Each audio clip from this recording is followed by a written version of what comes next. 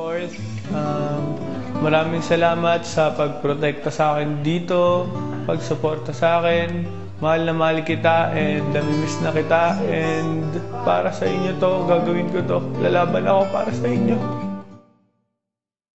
At kay Fifth naman, you have a message for me.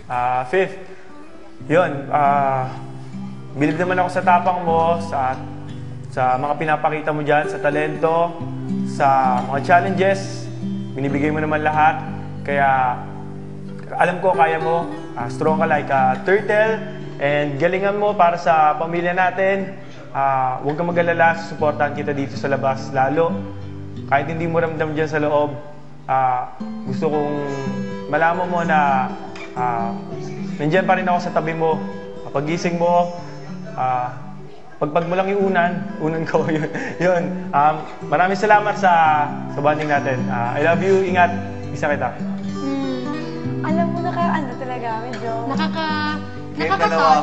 Connect sa inyo. Kasi alam mo, sa kambal, kasi di ba, Kuya Fort, I'm sure mag-agree ka dito, awkward kapag pinapakita niya sa isa't isa na nag-care kayo for each other, hindi niyo maamin sa isa't isa na mahal niyong isa-isa kasi, ano ba? Parang gano'n. Pero actually, deep inside, Mahal na mahal niyo naman pala talaga.